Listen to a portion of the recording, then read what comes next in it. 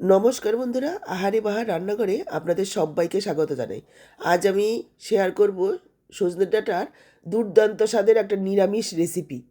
এইভাবে সজনে ডাঁটা রান্না করে যদি একদিন খান বারবার খেতে ইচ্ছে করবে। সজনের ডাঁটা একটু কোষ্ঠে ভাব হওয়ার কারণে অনেকেই খেতে চান না, কিন্তু আমি আজকে যে পদ্ধতিতে রান্না করব একটু কোষ্ঠে লাগবে না, খেতে অসাধারণ হবে। আজকে আমি যে পদ্ধতিতে সজনে ডাঁটা রান্না করব একেবারে অনুষ্ঠান বাড়ির স্বাদ মনে পড়ে যাবে। রান্না করাও একেবারেই সহজ। সজনে ডাঁটা কোষ্ঠে লাগার কারণ হচ্ছে সজনে ডাঁটার উপরের আঁশ। এই আঁশটাকে খুব ভালোভাবে ছাড়িয়ে নিতে হবে, তাহলে আর সজনে ডাঁটা একটুও কোষ্ঠে লাগবে না। দেখুন, আঁশ ছাড়ানো খুবই সহজ। টান দিলেই পুরোপুরি আঁশ উঠে আসবে। সজনে ডাঁটাগুলো কেনার সময় একটু দেখে কিনবেন যাতে টাটকা হয়। খুব বেশি বাসি বা পুরনো হলে আঁশগুলো উঠতে চায় না, আর সেই সজনে ডাঁটা খেতেও ভালো লাগে না। দর্শক বন্ধুরা, বরাবরের মতো একটাই কথা মনে করিয়ে দিতে চাই, আজকের এই সজনে ডাঁটার রেসিপিটা স্কিপ না করে পুরোটা দেখুন, তাহলেই বুঝতে পারবেন কিভাবে কোন পদ্ধতিতে রান্নাটা করেছি। তাহলে আপনি যখন বাড়িতে রান্নাটা করবেন আপনিও একেবারে পারফেক্টভাবে তৈরি করতে পারবেন। দেখুন, সমস্ত সজনে ডাঁটাগুলোই এভাবে আঁশ ছাড়িয়ে কেটে নিয়েছি। এবার গ্যাস অন করে কড়াই বসিয়ে দিয়েছি। কড়াতে দিয়ে দিলাম 1 চা চামচ পাঁচফোড়ন আর হাফ চা চামচ রাঁধুনি। যদিও পাঁচফোড়নে রাঁধুনি রয়েছে, তারপরেও রাঁধুনির গন্ধটা একটু বেশিই চাচ্ছি, তার জন্য হাফ চা চামচ রাঁধুনি যোগ করে দিলাম। এবার লো ফ্লেমে এই পাঁচফোড়ন আর রাঁধুনিটাকে একটু ভেজে নেব। খেয়াল রাখবেন যাতে পুড়ে না যায়। এইভাবে নাড়াচাড়া করতে করতে দেখবেন চটপট করে ফুটতে শুরু করবে আর সুন্দর একটা ভাজা গন্ধ বের হবে, তখনই নামিয়ে নিতে হবে। মশলাটাকে অবশ্যই লো ফ্লেমে রেখে ভাজবেন, এতে করে খুব সুন্দরভাবে মুচমুচে হবে, মশলাটা পুড়বে না। মশলাটাকে ভেজে নিয়ে সরাসরি আমি শিলেই ঢেলে নিচ্ছি, একটু ঠান্ডা হলে গুঁড়ো করে নেব। এবার ওই একই কড়াতে দিয়ে দিচ্ছি সর্ষের তেল। আমি রান্নাটা সর্ষের তেলে করছি, আপনারা চাইলে সাদা তেলেও করতে পারেন। তেল মিডিয়াম গরম হয়ে গেলেই দিলাম কয়েকটা বড়ি। এখানে আমি 10-12টা বড়ি দিয়ে দিয়েছি। বড়িগুলোকে লাল করে ভেজে নেব। অনেকেই না কমেন্ট করেন যে বড়ি পুড়ে যায়, ভেতরে কাঁচা থাকে, ভালো ভাজা হয় না। বড়ি সবসময় তেল যখন মিডিয়াম গরম হবে তখনই দেবেন, এতে করে বড়ি তেলও কম টানবে আর ভাজাও হবে খুব সুন্দর।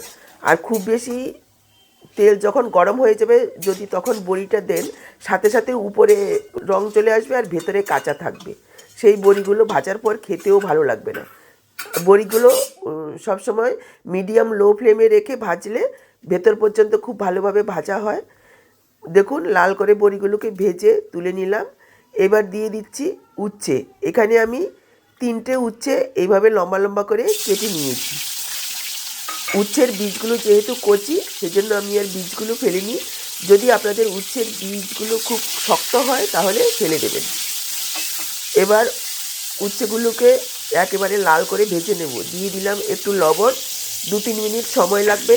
এই সময়ে দেখুন মশলাটা ঠান্ডা হয়ে গেছে, গুঁড়ো করে নিচ্ছি। দর্শক বন্ধুরা, আজকের পুরো ভিডিওটা দেখে কেমন লাগলো কমেন্টে জানাতে একদম ভুলবেন না। আপনাদের একটা কমেন্টের মাধ্যমেই জানতে পারি আমার রান্নাগুলো আপনাদের কেমন লাগে। ভালো লাগলে অবশ্যই একটা লাইক করে ভিডিওটাকে শেয়ার করে দেবেন। আপনাদের একটা লাইক আমাদের জন্য অনেকটাই গুরুত্বপূর্ণ। আর আপনি যদি নতুন দেখছেন তাহলে চ্যানেলটাকে সাবস্ক্রাইব করে সাথেই থাকবেন, আর যদি সাবস্ক্রাইব করে রেখেছেন তাহলে অসংখ্য ধন্যবাদ। দেখুন, মশলাটাকে গুঁড়ো করে নিয়েছি। আর নিয়েছি 1 ইঞ্চি পরিমাণ আদা। এইভাবে টুকরো করে আদাটাকে একটু বেটে নেব। আদা বেটে নিয়েছি। আর এদিকে উচ্ছেগুলো দেখুন একেবারে লাল করে ভেজে নিয়েছি। এমনভাবে ভাজতে হবে যাতে এইভাবেই ভাজা খাওয়া যায়। উচ্ছেগুলো তুলে নিয়ে ওই তেলের মধ্যে দিয়ে দিলাম দেখুন 4 টুকরো বেগুন। আমি একটা বেগুনের অর্ধেকটা এখানে এইভাবে বড় বড় টুকরো করে কেটে দিয়েছি। বেগুনগুলোকে হাই ফ্লেমে রেখে লাল করে ভেজে নেব। এখানে কোনো রকম লবণ দেব না। উচ্ছের মধ্যে লবণ দিয়েছিলাম, সেখান থেকেই তেলের লবণ রয়েছে। আর বেগুনে খুব বেশি লবণ দিয়ে দিলে বেগুনগুলো একেবারে নরম হয়ে যাবে। বেগুনগুলোকে লাল করে ভাজবো, অথচ একেবারে নরম করব না। দেখুন, উল্টে পাল্টে বেগুনগুলোকে একেবারে লাল করে ভেজে নিয়েছি। এবার তুলে রাখবো। বাকি যে তেলটা রয়েছে তার মধ্যে দিয়ে দিলাম 2টো তেজপাতা, হাফ চা চামচ পাঁচফোড়ন। লো ফ্লেমে কয়েক সেকেন্ড ফোড়নটাকে একটু ভেজে নেব। ফোড়নের সুন্দর গন্ধ বেরোলে দিয়ে দেব আলু, কাঁচকলা আর পেঁপে। আমি এখানে একটা আলু দিয়েছি এইভাবে লম্বা করে কেটে, আর একটা কাঁচকলা আর একটা ছোট্ট সাইজের পেঁপে এভাবে লম্বা লম্বা করে কেটেছি। সবজির পরিমাণ আপনারা নিজেদের প্রয়োজন অনুসারে কম বেশি করে নেবেন। দিয়েছি একটু লবণ পরিমাণ মতো। এবার সবজিগুলোকে প্রায় 3-4 মিনিট সময় নিয়ে একটু কষিয়ে নেব। এইভাবে নাড়াচাড়া করে নিয়ে ঢাকা দেব। মাঝে মাঝে ঢাকা তুলে নাড়াচাড়া করে দিতে হবে যাতে নিচের দিকে লেগে না যায়। সবজিগুলোকে কাটার সময় এমনভাবে কাটবেন যাতে সমস্ত সবজিগুলো সমানভাবে সেদ্ধ হয় আর একেবারে গলেও না যায়, তাহলেই সবজিগুলো একসঙ্গে দেওয়া যাবে। আর যদি মনে হয় কোনো সবজি শুরু হয়ে কাটা হয়ে গেছে তাহলে সেই সবজিগুলো পরের দিকে দিতে হবে। দেখুন ঢাকা দিয়ে দিলাম। এই সময়ে আমি আরও একটা মশলা রেডি করে নিচ্ছি। শিলে নিয়ে নিলাম 1 চা চামচ কালো সর্ষে, আপনারা চাইলে হলুদ সর্ষেও দিতে পারেন। আর দিয়ে দিচ্ছি 1 চা চামচ পোস্ত। সর্ষে আর পোস্তটাকে একটু বেটে নেব। যেহেতু অল্প মশলা আমি শিলেই বেটে নিচ্ছি। আপনারা যদি গুঁড়ো দিতে চান তাহলে 10 মিনিট আগে গরম জলে ভিজিয়ে রাখবেন। এখানে চাইলে আপনারা প্যাকেটের সর্ষে গুঁড়ো দিতে পারবেন, শুধু পোস্ত ছাড়া। দেখুন সর্ষে পোস্তটাকে একেবারে মিহি করে বেটে নিয়েছি। আর এদিকে প্রায় 3-4 মিনিট সমস্ত সবজিগুলো একটু কষিয়ে নিয়েছি। দেখতেই পাচ্ছেন উপরে সোনালি রং ধরেছে আর সবজিগুলো প্রায় 50% সেদ্ধও হয়ে গেছে। ঢেকে ঢেকে মিডিয়াম আঁচে কষাতে হবে। এবার দিয়ে দিচ্ছি বেটে রাখা আদা, সর্ষে পোস্ত, মশলার বাটি ধুয়ে একটু জল। এবার এই মশলাটাকেও আরও 2-1 মিনিট সময় নিয়ে একটু কষাবো। খুব বেশি সময় কষানোর প্রয়োজন নেই। এখানে চাইলে আপনারা হলুদ গুঁড়ো দিতে পারেন, তবে আমি দেব না। দেখুন প্রায় 2 মিনিট মতো কষিয়ে নিয়েছি। এবার দিয়ে দিচ্ছি সজনের ডাঁটা। সজনের ডাঁটাগুলো দিয়েও আরও 1-1.5 মিনিট নাড়াচাড়া করে নেব। সজনের ডাঁটাগুলো কিন্তু কোনো রকম ভাজবো না। সজনের ডাঁটা ভাজলে যেমন স্বাদ নষ্ট হয় সেরকমই পুষ্টিগুণও নষ্ট হয়। মিশিয়ে নিয়ে একটু ঢাকা দিয়ে দিচ্ছি। এইভাবে যদি একটু ঢেকে ঢেকে রান্নাটা করা হয় তাহলে তেল মশলাও কম লাগবে আর ভাপে খুব সুন্দরভাবে মশলা আর সবজিগুলো কষানো হয়ে যাবে আর রান্নাটাও খুব তাড়াতাড়ি হবে। দেখুন ঢাকা দিয়ে আরও 2-3 মিনিট কষিয়ে নিয়েছি। এবার দিয়ে দিচ্ছি জল। জলের পরিমাণ এমনভাবে দিতে হবে যাতে সমস্ত সবজিগুলো সেদ্ধ হয়, তারপর একটু মাখা মাখা থাকে। আমি ছোট 3 বাটি জল দিয়ে দিয়েছি। আর যেহেতু কাঁচকলা দেওয়া হয়েছে, আলু কাঁচকলায় অনেকটাই ঝোল টেনে নেবে। আবার যেহেতু বড়ি দেব, বড়িতেও অনেকটা ঝোল টানবে, সেই বুঝে জলটা দেবেন। আমার মনে হচ্ছে জলটা একটু কম হয়েছে, আমি আরও 1 বাটি দিয়েছি। মোটামুটি কাপ মেপে হলে 3 কাপ পরিমাণ জল দিয়েছি। এবার ঢাকা দিয়ে 4-5 মিনিট রান্না করে নেব বা সবজিগুলো সেদ্ধ হওয়া পর্যন্ত রান্না করে নেব। দেখুন ঢাকা দিয়ে রান্না করে নিয়েছি 5-6 মিনিট।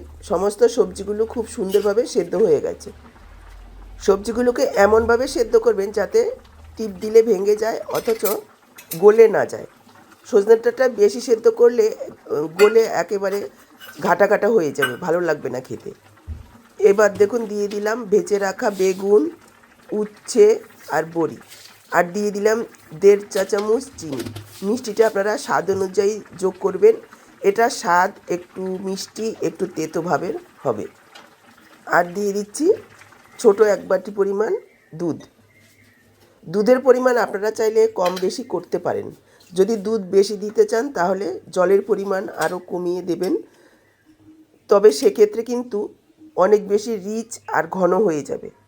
আর দিয়ে দিলাম দুধের বাটি ধুয়ে অল্প জল, আর যে ভাজা মশলাটা করে রেখেছিলাম পাঁচফোড়ন আর রাঁধুনি, সেখান থেকে 1 চা চামচ দিয়েছি। এবার সব কিছু মিশিয়ে নেব আর জাস্ট 2 মিনিট ফোটাবো হাই ফ্লেমে। এখানে কোনো রকম ঢাকা দেব না, তাহলে উচ্ছেগুলো তেতো ছেড়ে দেবে। উচ্ছে দেওয়ার পর খুব বেশি রান্না করা যাবে না, তাহলে ঝোলটা তেতো হয়ে যাবে, খেতে ভালো লাগবে না।